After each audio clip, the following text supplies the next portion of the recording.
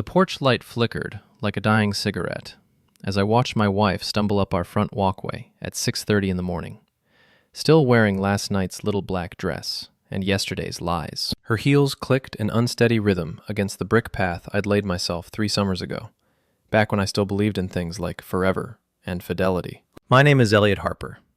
Eli to friends, though that list keeps getting shorter. And I'm a home restoration contractor who just discovered his own house has been built on a foundation of bullshit. The car accident last night wasn't serious, just a fender-bender that left me stranded downtown while Sam partied at some real estate industry mixer. At least, that's what her Instagram stories claim. Champagne flutes, forced smiles, and hashtags about networking. But Travis Grant's cologne still clung to her neck like a confession. I'd been awake since 4, sitting in our kitchen with a cup of coffee that had gone cold hours ago, scrolling through the evidence on our shared iPad. Text messages that made my stomach turn, photos that made my hands shake, a paper trail of betrayal written in emoji and late-night promises. Eli? Sam's voice cracked as she fumbled with her keys at the front door. Honey, why won't my key work? Because I'd changed the locks at 3 a.m., that's why. Amazing what you can accomplish when insomnia meets hardware store receipts and a healthy dose of rage. Having trouble? I called through the window, not bothering to hide my amusement. She spun around, nearly losing her balance. Her makeup was smeared. Her hair looked like she'd been wrestling with someone, which, based on the evidence, she probably had been. Eli, what the hell? Why can't I get in my own house? Funny thing about that, I said, opening the front door but keeping the storm door locked between us. Seems like you've been getting into other places just fine. The color drained from her face faster than water down our newly unclogged drain. Mrs. Osgood from next door was already on her porch, pretending to water plants that clearly didn't need it. The woman had radar for neighborhood drama that would make the NSA jealous. I don't know what you're talking about, Sam whispered, but her eyes were darting around like a trapped animal looking for an escape route. Really? Because Travis sent some interesting texts to your phone last night. Well, technically to our iPad, since you insisted we sync everything for transparency. I held up the device, showing her the screen. Quote, that was wild. Let's do it again. End quote. Timestamp. 2:47 a.m. Her mouth opened and closed like a fish, gasping for air. Eli, I can explain. Oh, I'm sure you can. You're great at explaining things. Like how you've been working so many late nights lately, how you've been showing so many houses after hours, how you've been networking so hard with mortgage brokers.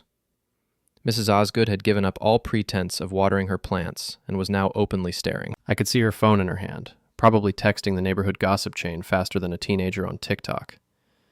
Can we please talk about this inside? Sam's voice was getting desperate now. Inside? You mean the house you've been lying about? The house you've been sneaking out of to meet your boyfriend? That inside? He's not my boyfriend!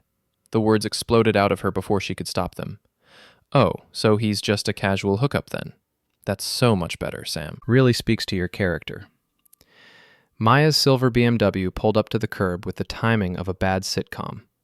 Sam's best friend and partner in crime stepped out, phone already recording. Because of course she was. Maya documented everything for her social media empire, apparently including my marriage's public execution. Sam, honey, are you okay? Maya called out, her voice dripping with fake concern. Define okay, I said, loud enough for the growing audience of neighbors to hear. Is cheating on your husband for months with a sleazy mortgage broker considered okay these days? Maya's phone never wavered, but I saw her eyes light up. This was better content than she usually got from her lifestyle blog posts about organic smoothies and yoga retreats. Eli, please. Sam was crying now, mascara running down her cheeks in black rivers. You're embarrassing me. I'm embarrassing you? I laughed, and it came out harder and colder than I intended. That's rich, Sam. Really rich. You work late 3 nights a week, come home smelling like another man's cologne, and I'm the one embarrassing you. You work late a lot, don't you, Sam? Mrs. Osgood called out helpfully. God bless that nosy old woman. This is insane, Sam said, but her voice lacked conviction. You're acting crazy. Crazy? Let me tell you what's crazy. Crazy is finding videos on your phone. Crazy is discovering that half the client meetings on your calendar were actually booty calls. Crazy is realizing that when you said you were showing the new luxury condos, you were actually christening them.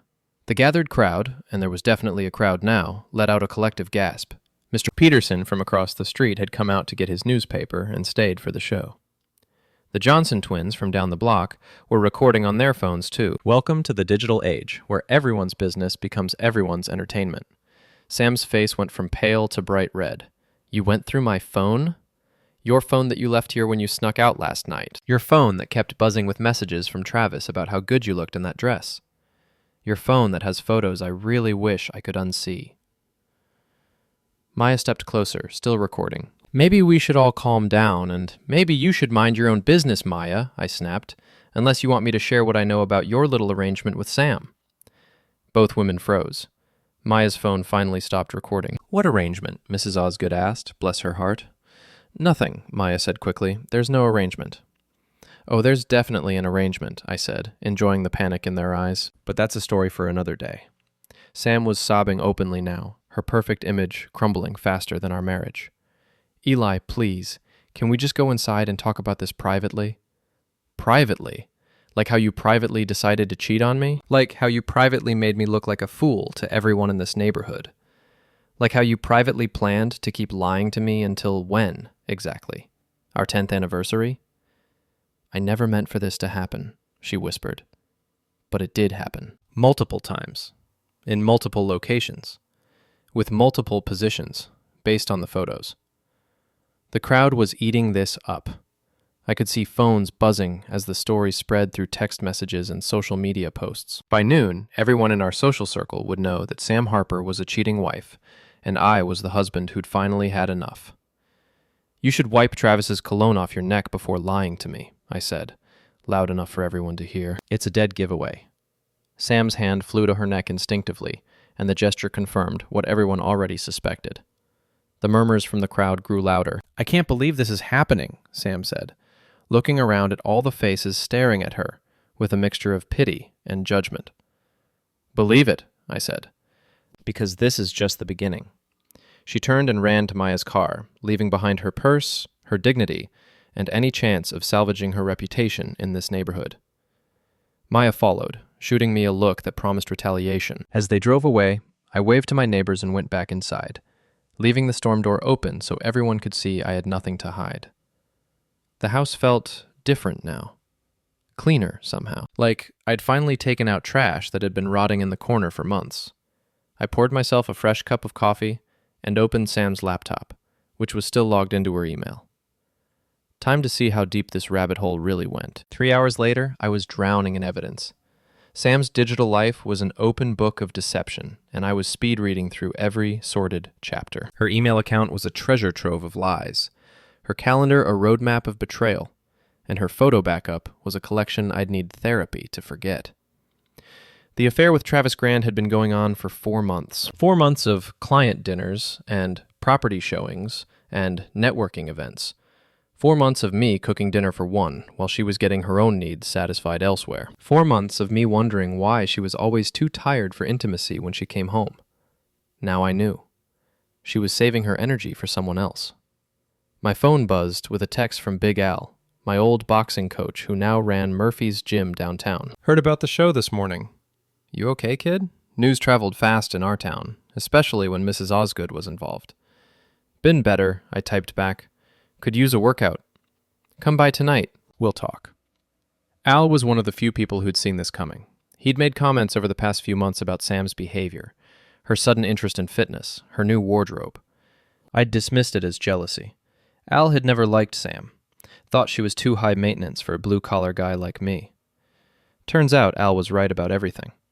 I was deep in Sam's text messages with Travis when I heard a car pull into our driveway. Through the window, I saw a black Mercedes that I recognized as belonging to Travis Grant himself. The man had the audacity to come to my house. He climbed out of his car like he owned the place, all designer jeans, an expensive haircut, and gym-sculpted confidence. Travis was everything I wasn't. Smooth where I was rough, polished where I was practical, fake where I was real. I met him at the front door before he could knock. Eli, he said, flashing that practiced smile he probably used to close mortgage deals. We need to talk. Do we? I crossed my arms and leaned against the doorframe. About what? Your interior decorating skills? Because I saw the photos of your work and my wife. His smile faltered. Look, I know you're upset. Upset? I laughed. Travis, I'm not upset. I'm fascinated. I'm studying you like a science experiment. I'm trying to figure out what kind of man sleeps with another man's wife and then shows up at his house to chat about it. It's not what you think. It's exactly what I think. You've been screwing my wife for 4 months. You've been meeting her at those luxury condos you help finance. You've been sending her explicit photos and planning weekend getaways and telling her how much better she deserves than her boring contractor husband. The color drained from his face. You read our messages. Every single one. I pulled out my phone and started reading from Sam's text thread. Quote, Eli would never think to take me somewhere this nice. He's so predictable. End quote. That was from last Tuesday, when you took her to that new steakhouse downtown. Travis shifted uncomfortably. Eli, man, I'm sorry. It just happened. It just happened? For 4 months? That's a lot of just happening, Travis. That's practically a relationship. Sam said you two were having problems. We weren't having problems until you showed up. We were having a marriage. You know, that thing where 2 people commit to each other? Maybe you've heard of it. He ran a hand through his perfectly styled hair. She's not happy, man. She told you what you wanted to hear so you'd keep paying for fancy dinners and hotel rooms. That's what Sam does. She's a salesperson, Travis. She sold you a story about her unhappy marriage, and you bought it. It's not like that. Then what's it like? Enlighten me. Explain how sleeping with another man's wife is anything other than exactly what it looks like. Travis looked around nervously, probably noticing Mrs. Osgood's curtains twitching and Mr. Peterson's sudden interest in yard work. Can we talk about this inside? No, my house is for people I respect. You can say whatever you need to say right here. Fine. He straightened up, trying to project confidence. Sam's leaving you. She's going to file for divorce. Is she now? And I suppose you two have it all figured out? The house, the assets, the whole thing? She deserves better than this. He gestured at our modest Victorian home, the one I'd spent 3 years restoring with my own hands. She deserves someone who can give her the life she wants. Someone like you? Someone like me. I nodded slowly. Okay, Travis. Let me ask you something. How much do you know about Sam's spending habits? What? Her shopping addiction, her credit card debt, her tendency to lose interest in things once the novelty wears off. How much do you know about the real Sam? I know enough. Do you know she's been stealing money from our joint account to pay for the lingerie she wears for you? Do you know she's been lying to her boss about her sales numbers? Do you know she's been using client houses for your little rendezvous without permission? His confidence was cracking. You're lying. Am I?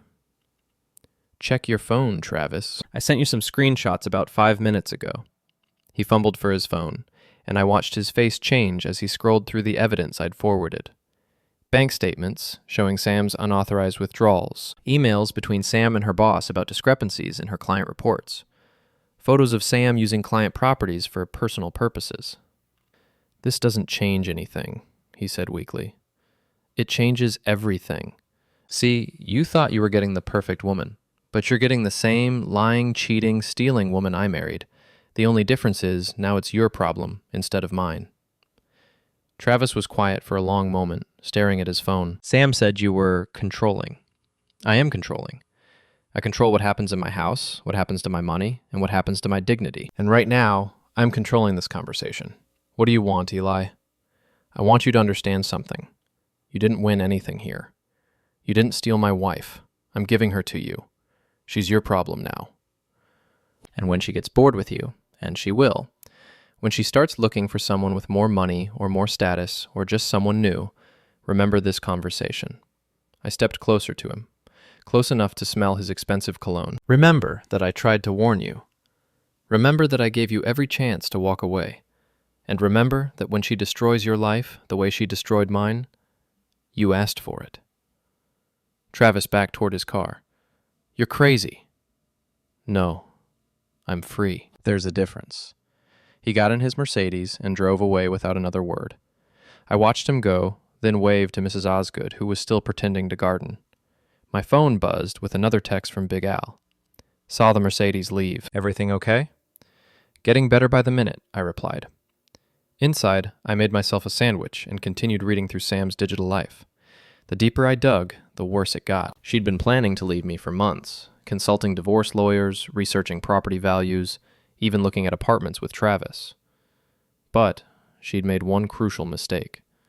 She'd underestimated me. Sam thought I was just a simple contractor, too dumb to see what was happening under my own roof. She thought she could manipulate me, control the narrative, and walk away with half of everything I'd worked for. She was wrong. I pulled up the contact information for my own lawyer, a sharp woman named Rebecca Chen, who specialized in divorce cases involving adultery and financial misconduct. It was time to make some calls. Murphy's gym smelled like sweat, leather, and broken dreams. It was exactly what I needed. The familiar sound of gloves hitting heavy bags and weights clanging against metal was more therapeutic than any counseling session could have been. Big Al looked up from wrapping some kid's hands when I walked in. Al was 65, built like a fire hydrant, and had been training fighters for 40 years. He'd tried to make a boxer out of me back in my 20s, but I'd lacked the killer instinct. Turns out, I'd just been saving it for the right moment. "You look like hell, kid," Al said, dismissing the young fighter with a pat on the shoulder. "But you look angry." "That's good. Angry gets things done." "I'm past angry, Al. I'm in a whole new emotional zip code." "Yeah? What's the address?" "Cold, calculated revenge." Al grinned. "My favorite neighborhood. Come on, let's get you wrapped up." As he wound the hand wraps around my knuckles, I filled him in on the morning's events. Al listened without comment, occasionally nodding or grunting his approval. "So what's the plan?" he asked when I finished. "That's what I'm trying to figure out. Sam thinks she's going to take me for half of everything. The house, the business, the savings. She thinks I'm too stupid to fight back." "Are you? What do you think?" Al secured the wrap with tape and moved to my other hand. "I think you're a lot smarter than people give you credit for. I also think you're finally ready to use that brain of yours for something other than fixing up old houses. She's got Travis convinced that I'm this controlling, boring husband who doesn't appreciate her. She's painted herself as the victim in this story. Victims don't steal money from joint accounts. Victims don't lie to their bosses. Victims don't use other people's houses as their personal love motels." Exactly. But Travis doesn't know that yet. He's still seeing her through rose-colored glasses. So take off his glasses. I started working the heavy bag, letting each punch carry 4 months of frustration and betrayal. The rhythm was meditative, hypnotic. Jab, cross, hook. Jab, cross, hook. "There's something else," I said between combinations. Maya was recording everything this morning. She's got video of Sam's walk of shame, the whole confrontation, everything. That's bad for Sam. Could be, or it could be bad for me, depending on how Maya edits it. She's got a social media following, and she's been Sam's biggest cheerleader for years. "So, what are you going to do about Maya?" I stopped punching and looked at Al. "I'm going to give her a story she can't resist." "What kind of story?" "The kind that goes viral." Al's grin widened. "Now you're talking. But you need to be smart about this, Eli. You can't just go scorched earth. You need strategy." "I'm listening." "First, you document everything. Every lie, every theft, every betrayal. You build a case that's bulletproof. Second, you control the narrative. You don't let Sam and her friends tell your story for you. Third, you hit them where it hurts most. Which is where? Their reputations, their careers, their social standing. These people care more about their image than anything else. You destroy their image, you destroy them." I resumed hitting the bag, processing Al's advice. He was right. Sam, Travis, and Maya lived in a world of appearances.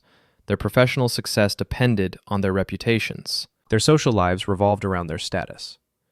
"There's something else I need to tell you," I said. "I think Maya's involved in this deeper than just being Sam's friend." "How so?" "Some of the text messages I found. There are references to plans, arrangements, things Maya helped set up. I think she's been enabling this affair from the beginning." "Enabler or participant?" I stopped punching. I hadn't considered that possibility, But now that Al mentioned it, some of the messages made more sense. The coded language, the secretive meeting arrangements, the way Maya always seemed to know where Sam was and what she was doing. I need to look at this more carefully, I said. You do that, and while you're at it, think about what you really want out of this. You want your wife back? You want revenge? You want to just walk away clean? I want justice. I want the truth to come out, and I want them to face consequences for what they've done. Good. That's something we can work with. I spent another hour at the gym, working out months of frustration on the heavy bag and speed bag. By the time I left, I had the beginnings of a plan. It wasn't complete yet, but it was a start. The drive home took me past the Riverside bar where Rosa Martinez worked as a bartender. Rosa knew everyone in town and heard everything. If I wanted information, she was the best source available. I parked outside O'Malley's and went in. The afternoon crowd was light. A few construction workers having a beer after work, some retirees playing pool. The usual collection of locals who treated the bar like their personal social club. Rosa was behind the bar, polishing glasses and chatting with a regular. She looked up when I walked in, and her expression immediately shifted to concern. Eli Harper, she said. I heard you had an interesting morning. News travels fast. Honey, in this town, news travels at the speed of light. Mrs. Osgood called my mother called my sister posted it on Facebook. By now, everyone knows Sam's been stepping out on you. I took a seat at the bar. What are people saying? That you handled it better than most men would have? That Sam got what was coming to her? That Travis Grant is a sleazy piece of garbage who had it coming? And what do you think? Rosa poured me a beer without being asked. I think you're just getting started. What makes you say that? Because I know you, Eli. You're not the type to make a scene and then let it go. You're the type to plan, to think things through, to make sure justice gets served. She was right. Rosa had known me since high school, had seen me work through problems methodically and carefully. She knew I wasn't done. I need information, Rosa. What kind of information? The kind that helps me understand exactly what I'm dealing with. How long have people known about Sam and Travis? What are they saying about Maya's involvement? Who else might be part of this? Rosa leaned against the bar, considering her words carefully. People have suspected something for about 2 months. Sam and Travis weren't as careful as they thought they were. They've been seen together at restaurants, hotels, even at the construction site for those new condos. What about Maya? Maya has been covering for Sam, making excuses, providing alibis. But there's something else. Rosa looked around to make sure no one was listening. I heard from Lindsay Chen, you know, Sam's coworker, that Maya and Sam have been having some kind of relationship too. What kind of relationship? The kind that explains why Maya was so invested in helping Sam cheat on you. The pieces were falling into place. This wasn't just about Sam having an affair with Travis. This was about a whole network of deception and betrayal that went deeper than I'd imagined. Rosa, I need you to do me a favor. Name it. Keep your ears open. Let me know what you hear about all of them. And if Travis or Maya come in here, call me. You got it, honey. But Eli, yeah? Be careful. These people have already shown they're willing to lie and cheat to get what they want. Don't underestimate what they might do if they feel cornered. I finished my beer and left Rosa a generous tip. Outside, the sun was setting, painting the sky in shades of orange and red. It was beautiful, but I was too focused on planning my next move to appreciate it. My phone buzzed with a text from an unknown number. We need to talk. This is getting out of hand. Sam. I deleted the message without responding. Sam had lost the right to dictate the terms of our communication when she started sleeping with Travis Grant. But her reaching out meant she was getting desperate. And desperate people make mistakes. I was counting on it. The next morning brought a surprise visitor. I was in my workshop, planning the demolition of the master bathroom. Seemed appropriate, considering I was about to demolish my marriage, too, when Lindsay Chen knocked on my door. Lindsay was Sam's coworker at Premier Properties, a quiet woman in her early 30s who'd always seemed intimidated by Sam's aggressive personality. She stood on my porch looking nervous, clutching a manila envelope like it contained state secrets. Eli, I hope you don't mind me coming by unannounced. Not at all, Lindsay. Come in. Coffee? Please. I led her to the kitchen and poured 2 cups from the pot I'd made an hour earlier. Lindsay sat at the table, still holding her envelope. I heard about yesterday, she said. The whole office is talking about it. I bet they are. What's the general consensus? Mixed. Some people are shocked. Others are saying they saw it coming. She paused, seeming to gather courage. I saw it coming, Eli. I should have said something. Why didn't you? Because Sam's my supervisor. Because I need this job. Because I was scared. She looked down at the envelope, but I can't stay quiet anymore. What's in the envelope, Lindsay? Evidence. Documentation of things Sam's been doing at work. Things that could get her fired. Maybe even arrested. She slid the envelope across the table. Inside, I found copies of client files, expense reports, and email printouts. As I read through them, a picture emerged of systematic fraud and abuse of company resources. Sam's been using client properties for personal purposes, Lindsay explained. Meeting Travis at houses that are supposed to be empty. Using the company credit card for personal expenses and claiming they were client entertainment. Falsifying showing reports to cover her tracks. How long has this been going on? Months, maybe longer. I started noticing discrepancies in her paperwork, so I began documenting everything. She pointed to a stack of expense reports. Look at these restaurant charges. She's been claiming business dinners with clients, but I cross-referenced them with our client database. Half these people don't exist. I studied the documents more carefully. Sam had been stealing from her company while cheating on me. The woman I'd married had become someone I didn't recognize. Why are you showing me this? Because you deserve to know the truth. And because I'm tired of covering for her. Lindsay's voice grew stronger. She's been throwing her weight around the office, making everyone else do her work while she runs around with Travis. She's been taking credit for sales other agents made. She's been a nightmare to work with. What about Maya? Is she involved in any of this? Maya doesn't work for our company, but she's been helping Sam coordinate things. I've seen text messages between them about scheduling, about alibis, about keeping you from finding out. Lindsay hesitated. There's something else. I think Maya and Sam are more than just friends. Romantically involved? I think so. I've seen them together when they thought no one was looking. The way they touch, the way they look at each other. It's not just friendship. The scope of the betrayal kept expanding. My wife wasn't just cheating on me with Travis. She was cheating on me with her best friend, too. And using her job to finance the whole operation. Lindsay, this is incredibly helpful, but why are you really here? What do you want from me? She took a deep breath. I want Sam gone. I want her fired, disgraced, and out of my life. She's made work hell for everyone. And now that her personal life is imploding, she's going to take it out on the rest of us. So you want me to use this information to destroy her career. I want you to use this information to make sure the truth comes out. What happens after that is up to you. I appreciated Lindsay's honesty. She wasn't pretending to be motivated by altruism or friendship. She wanted Sam gone, and she was willing to help me make it happen. Can I keep these copies? They're yours. I made duplicates of everything. After Lindsay left, I spread the documents across my kitchen table and began building a comprehensive picture of Sam's deception. The financial fraud alone was enough to get her fired and possibly prosecuted. Combined with the personal betrayal, it painted a picture of someone who'd lost all moral boundaries. My phone rang. Travis Grant's name appeared on the screen. What do you want, Travis? We need to meet. There are things we need to discuss. I think we covered everything yesterday. No, we didn't. This situation is getting out of hand. Maya posted that video online.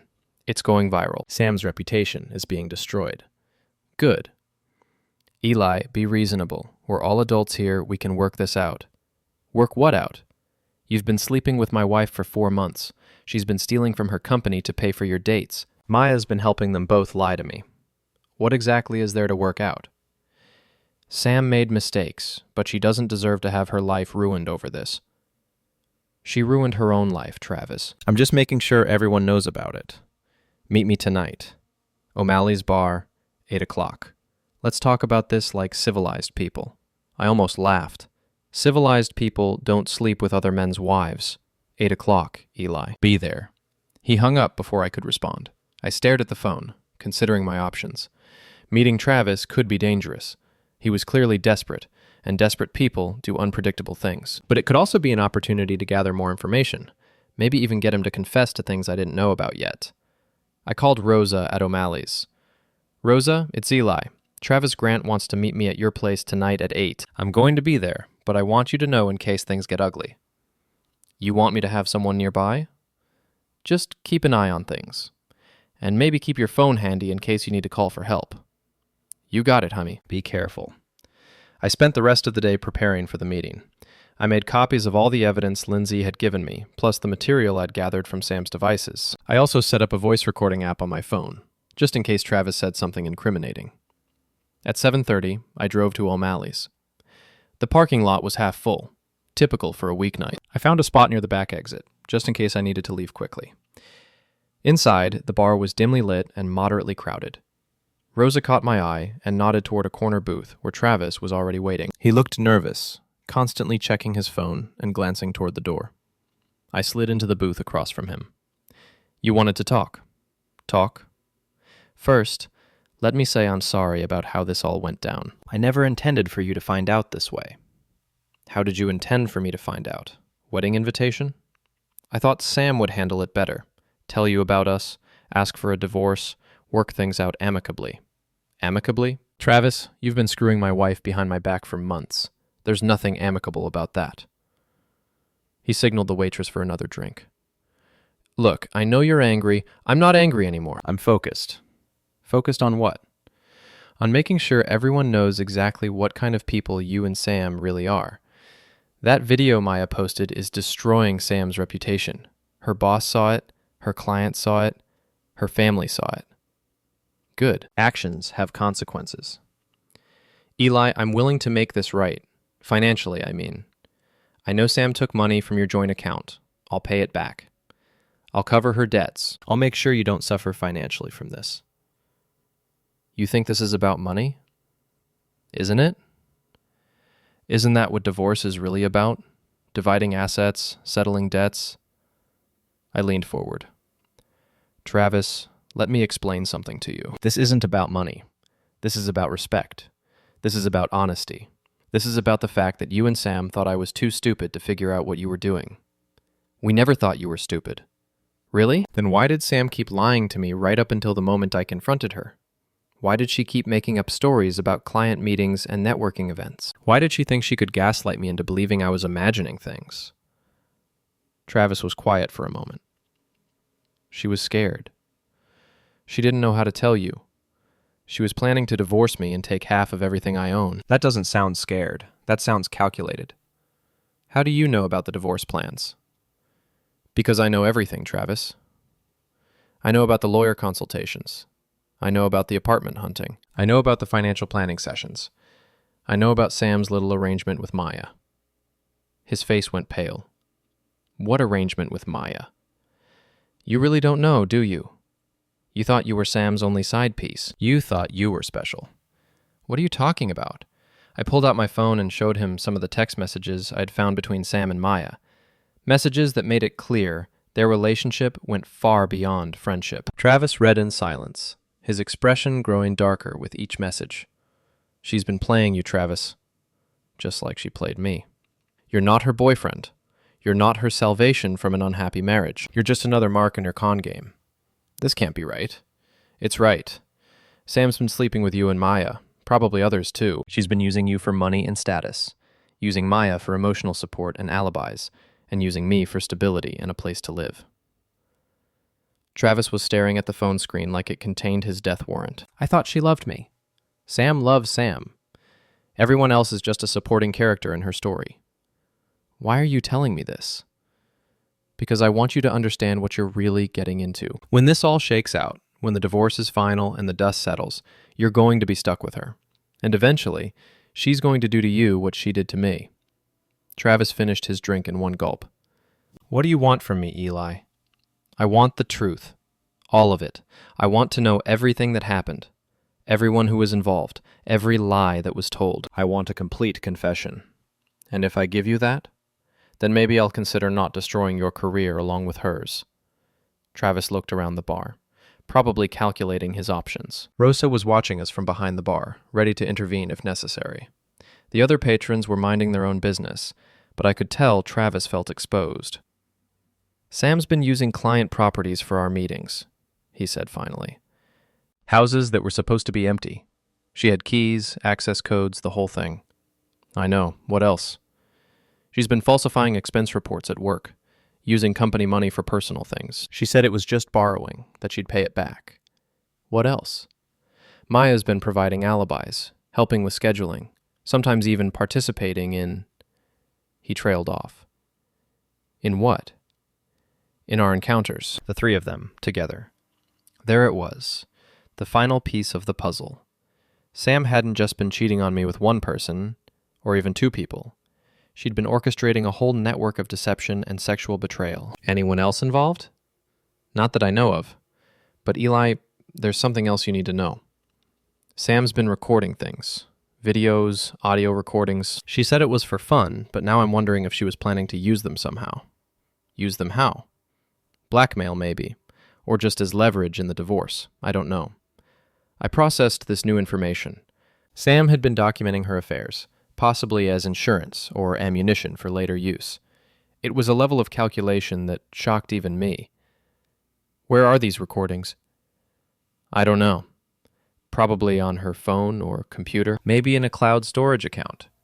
Travis, I need you to do something for me. What? I need you to stay away from Sam.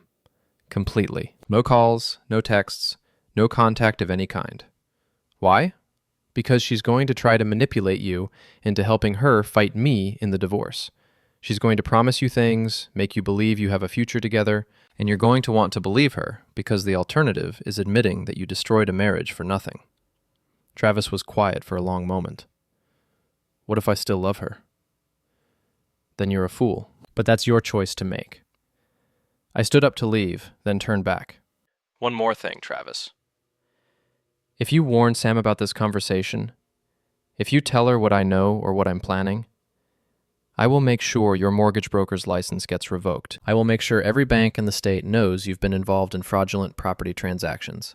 I will destroy your career so thoroughly that you'll be lucky to get a job selling used cars. You can't prove I did anything illegal. I don't have to prove it. I just have to raise enough questions to make people doubt your integrity. In your business, doubt is death. I left Travis sitting in the booth, staring at his empty glass and contemplating the wreckage of his carefully constructed life. Outside, I called my lawyer. Rebecca, it's Eli Harper. I need to see you first thing tomorrow morning, and I need you to prepare for war. The next evening, I was back at Murphy's gym, working out my frustration on the heavy bag when Maya walked in. She looked out of place among the sweaty fighters and worn equipment, her designer workout clothes and perfect makeup making her stand out like a peacock in a chicken coop. We need to talk, she said, approaching me with the confidence of someone who'd never been punched in the face. I stopped hitting the bag and turned to face her. Do we? This has gone far enough, Eli. You're destroying people's lives over a mistake. A mistake? Is that what we're calling 4 months of systematic lying and cheating now? Big Al appeared at my shoulder, sizing up Maya like she was a potential threat. Everything okay here, kid? Fine, Al. Maya was just leaving.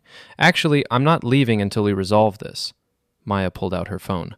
I've got video of you threatening Travis last night. I've got witnesses who'll testify that you've been harassing Sam. I've got evidence of you stalking and intimidating people. Interesting. What kind of evidence? She started scrolling through her phone, but I could see her hands shaking slightly. Text messages, photos, recordings. Maya, let me save you some time. I know about you and Sam. I know about the three-way relationship with Travis. I know about your role in helping Sam defraud her company. I know about the alibis you provided, the lies you told, the whole conspiracy. The color drained from her face. I don't know what you're talking about. Sure you do. You're in love with Sam, aren't you? Have been for years. When she married me, you convinced yourself it was temporary, that eventually she'd realize she belonged with you instead. That's ridiculous. Is it? Then explain the text messages where you call me the obstacle. Explain the photos of you and Sam in compromising positions. Explain why you've been so invested in helping her cheat on me. Maya's composure was cracking. Sam deserves better than you. Maybe. But she doesn't deserve you either. You're just as selfish and manipulative as she is. You don't understand our relationship. I understand it perfectly. You're the faithful sidekick who's been waiting for your chance to be the leading lady. Sam's been using you for emotional support and sexual gratification while she looked for someone with more money and status. That's not true. Then why is she planning a move in with Travis instead of you? Why has she been apartment hunting with him while you provide alibis? Why are you the one doing all the dirty work while she gets all the benefits? Maya's phone was forgotten now, hanging limply in her hand. She loves me. Sam loves the attention you give her. She loves having someone who'll do anything for her, lie for her, enable her worst impulses. But love? No, Maya. Sam doesn't love anyone but herself. You're just bitter because she chose someone else. She didn't choose someone else. She chose everyone else. You, Travis, probably others I don't know about yet. Sam doesn't make choices, Maya. She collects people. Big Al stepped forward. Maybe you should take this conversation somewhere else. Good idea, I said. Maya, let's go outside. I'm not going anywhere with you. Then leave. But understand something first. I'm not the villain in this story. I'm not the one who broke marriage vows, stole money, or manipulated friends. I'm just the one who's making sure everyone knows the truth. The truth according to you. The truth according to bank records, text messages, photos, and witness statements. The truth according to evidence that will hold up in court. Maya's bravado was completely gone now. What do you want from me? I want you to stop helping Sam. I want you to stop providing alibis, stop covering for her, stop enabling her destructive behavior. And if I don't, then you'll go down with her. Her company is already investigating the expense account fraud. When they find out you helped her coordinate meetings at client properties, you'll be considered an accessory. When they discover you helped her steal company time and resources, you'll be liable for damages. I never stole anything. You helped someone else steal. In the eyes of the law, that's the same thing.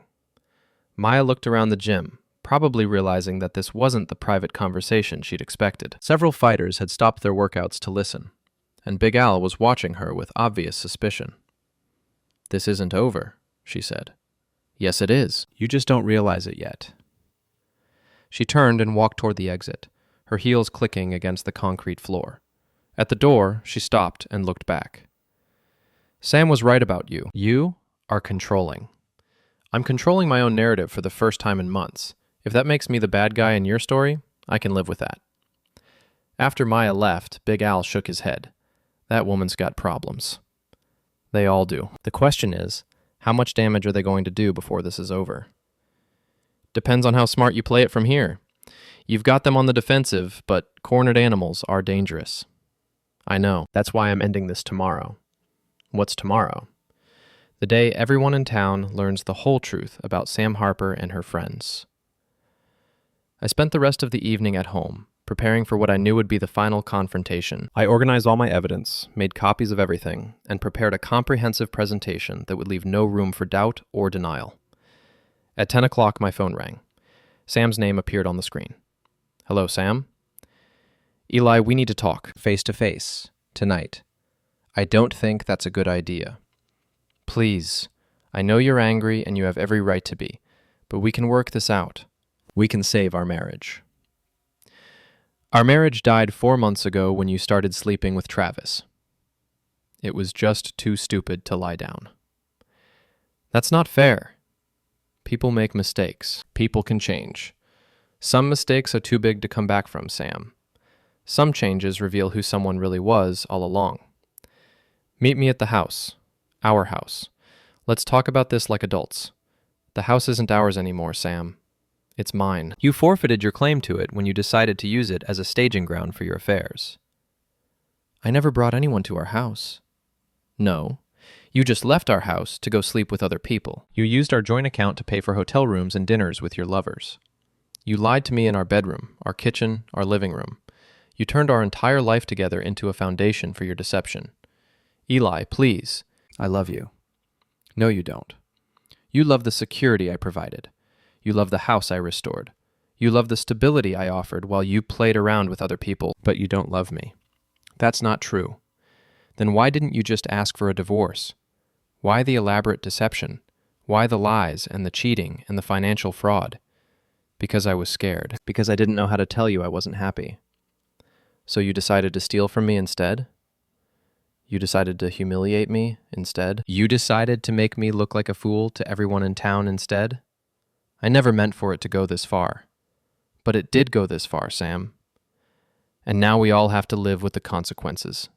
What consequences? What are you planning to do? I'm planning to tell the truth. All of it. To everyone. Eli, if you do that, you'll destroy me. You destroyed yourself. I'm just making sure everyone knows about it. Please don't do this. I'll do anything. I'll end things with Travis and Maya. I'll go to counseling. I'll make it up to you. It's too late for that. It's never too late. We can start over. No, we can't. Because I don't want to start over with you, Sam. I don't want to rebuild our marriage. I don't want to pretend this never happened. I want you out of my life. There was a long silence on the other end of the line. Fine, she said finally. But if you're going to destroy me, I'm going to take you down with me. How do you plan to do that? I've got recordings, Eli. Videos and audio of things that will make you look just as bad as me. What kind of recordings? The kind that show you're not the innocent victim you're pretending to be. Sam, we both know that's not true. But even if it were, it wouldn't change what you did. We'll see about that. She hung up, leaving me staring at the phone and wondering what she thought she had on me. I'd been faithful throughout our marriage, never even flirted with another woman. I'd been honest about our finances, never hidden money or made unauthorized purchases.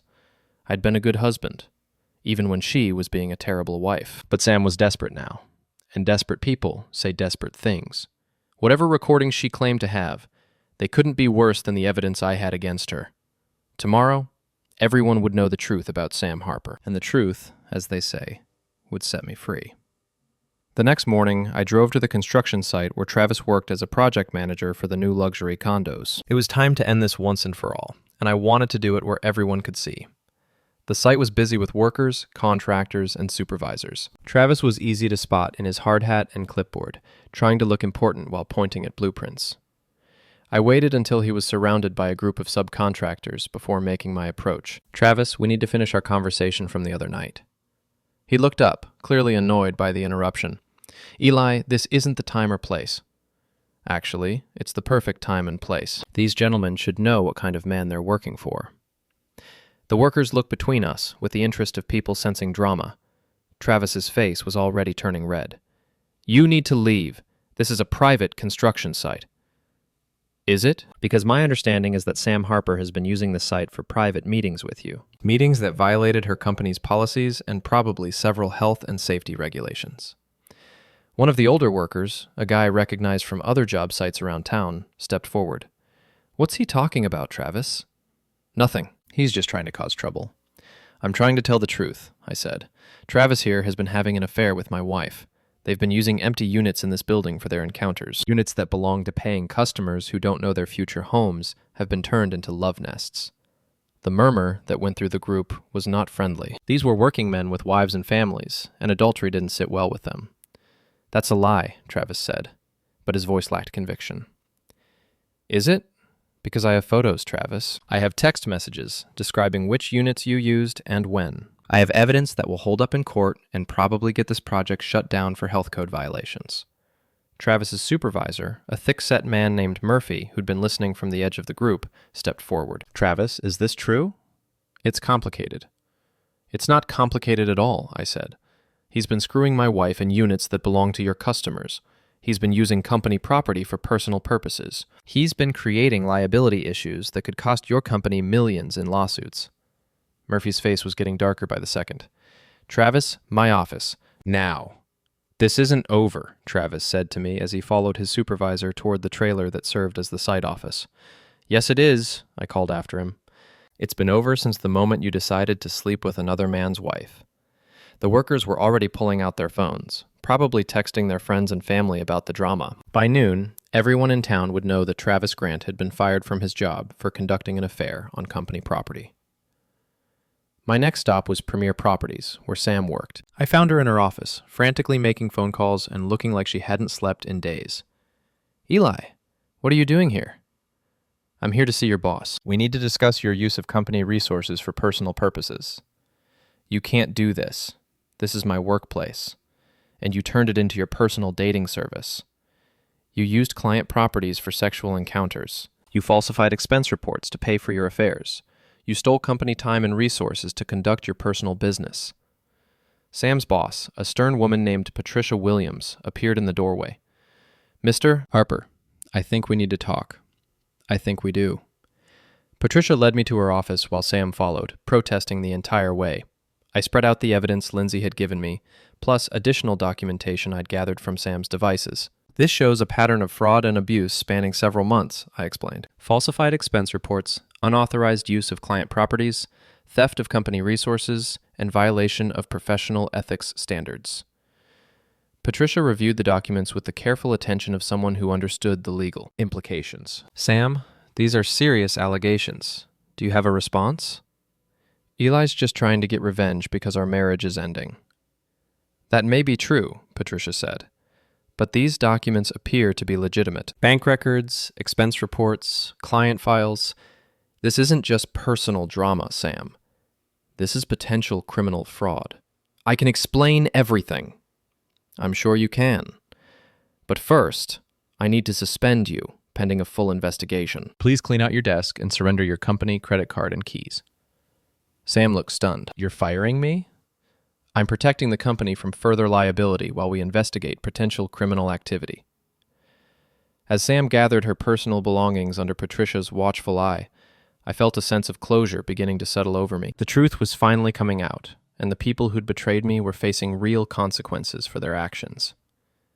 My final stop was Maya's apartment. She lived in an upscale complex that reflected her social media lifestyle, all modern fixtures and carefully curated aesthetics. I found her in the parking lot, loading suitcases into her car. "Going somewhere, Maya?" She spun around, clearly startled. "I'm visiting my sister in California." "Running away, you mean?" "I'm taking a vacation. I need some time to think." "About what?" "About how you helped destroy a marriage, about how you enabled fraud and theft, about how you participated in a conspiracy to deceive and manipulate me. I never meant for any of this to happen. But you kept making it happen. Every time you provided an alibi for Sam, every time you helped coordinate her meetings with Travis, every time you lied to me about where she was or what she was doing, you made it happen." Maya threw her last suitcase into the car and turned to face me. "You want to know the truth, Eli? Sam was miserable with you. She felt trapped, suffocated, bored out of her mind. Travis and I gave her something you never could." "What's that?" "Excitement, passion, a reason to feel alive. You gave her an excuse to be selfish and destructive. You enabled her worst impulses and called it love. We loved her better than you ever did. If that's love, Maya, then I want nothing to do with it. Because the kind of love that requires lies and betrayal and theft isn't love at all. It's just selfishness with better marketing." Maya got in her car and rolled down the window. "You won, Eli." "Are you happy now?" "I'm not happy, Maya. "I'm free." There's a difference." As she drove away, I stood in the parking lot and took stock of where things stood. Travis had been fired and would probably face professional sanctions that would end his career in the mortgage industry. Sam had been suspended and would likely be prosecuted for fraud, ending her career in real estate. Maya was fleeing town to avoid the social and professional consequences of her actions. And me? I was going home to a house that finally felt like mine again. That evening, I was sitting on my front porch, enjoying a beer and watching the sunset, when Mrs. Osgood came over from next door. "Eli, I hope you don't mind me saying, but you handled all this very well." "Thank you, Mrs. Osgood. I appreciate that." "That Sam never deserved you. Too high and mighty, always putting on airs. And that Travis fellow, well, any man who'd steal another man's wife isn't worth the powder to blow him up. I think you're right about that. What will you do now?" "I'm going to fix up this house the way I always wanted to. I'm going to focus on my business. I'm going to live my life without having to wonder what lies I'm being told or what betrayals are being planned behind my back." "That sounds like a good plan." Mrs. Osgood went back to her house, and I continued sitting on the porch as darkness fell. My phone had been buzzing all day, with calls and texts from friends, neighbors, and even strangers who'd heard about the drama. The story had spread through town like wildfire, and public opinion seemed to be solidly on my side. At 9 o'clock, a police car pulled up in front of my house. Detective Martin got out and walked up to the porch. "Evening, Eli. Mind if I ask you a few questions?" "Not at all." What can I help you with? We've had some complaints filed against you. Harassment, stalking, threatening behavior. I need to get your side of the story. Who filed the complaints? Sam Harper, Travis Grant, and Maya Chen. They claim you've been following them, threatening them, trying to interfere with their work and personal lives. I pulled out my phone and showed Detective Martin the evidence I'd compiled. Everything I've done has been legal and justified. I documented my wife's adultery and fraud. I reported criminal activity to the appropriate authorities. I confronted the people who betrayed me and made sure the truth came out. Detective Martin reviewed the photos, text messages, and documents on my phone. This is pretty comprehensive evidence of adultery and fraud. It is. And everything I did in response was within my legal rights. What about the confrontations? Travis claims you threatened to destroy his career.